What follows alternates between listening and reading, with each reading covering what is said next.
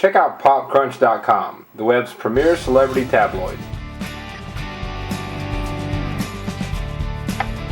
Oh, hey there, it's Fridays with Falls. I'm Falls, and it's Friday, and thanks for watching The Daily Idea.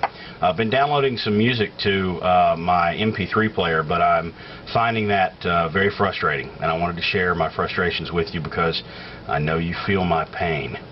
About 5 years ago for Christmas, maybe 6 years ago now, my wife bought me a Dell digital jukebox, 20 gigabyte first generation. Great little machine. I've used it for 5 or 6 years, however long I've had it. Plug it into my car, listen on headphones, so on and so forth. Very easy to use and whatnot until recently. I upgraded to Windows Vista, and I also wanted to subscribe to Yahoo Music or some other subscription music service. I was shopping around, and in that process I had a lot of problems downloading music to this little unit and using this little unit altogether because Dell will not upgrade the firmware for this little number.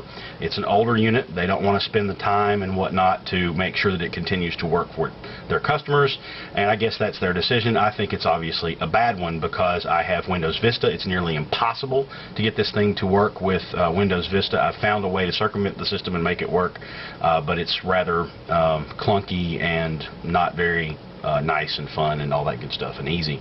The second thing is this thing will not receive subscription music files. It has to be like unit-owned MP3 files where you actually own the file. You can't check out subscription music files on one of these bad boys because they won't upgrade the firmware for it, which I think is a very bad decision because they're not being very good to their customers who have paid them $300 or something for something like this.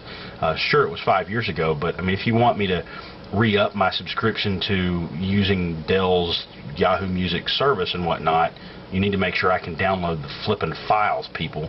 So anyway, I've been having a lot of frustrations with this, and I wanted to sort of share that with you and let you know that when you're buying an MP3 player, you need to kind of know that you're ultimately going to get screwed by the company because they're going to stop upgrading the firmware for it and all that good stuff. I'm sure there's a lot of iPod people out there that are going to say, hey, iPod will never do that, did it?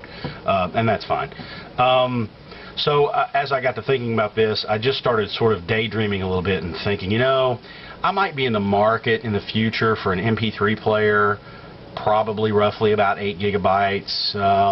Obviously, we'll download subscription music files, easy to use.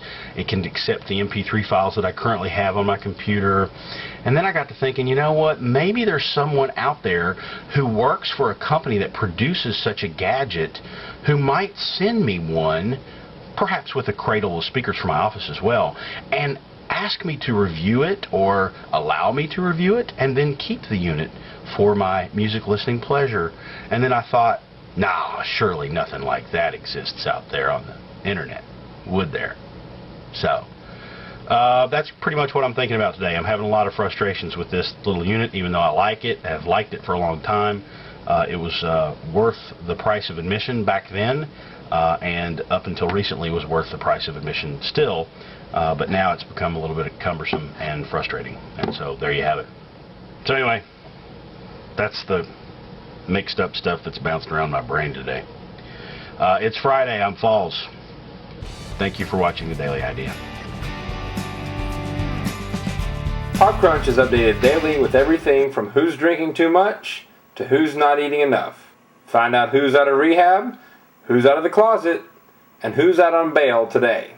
For the latest celebrity dirt, popcrunch.com.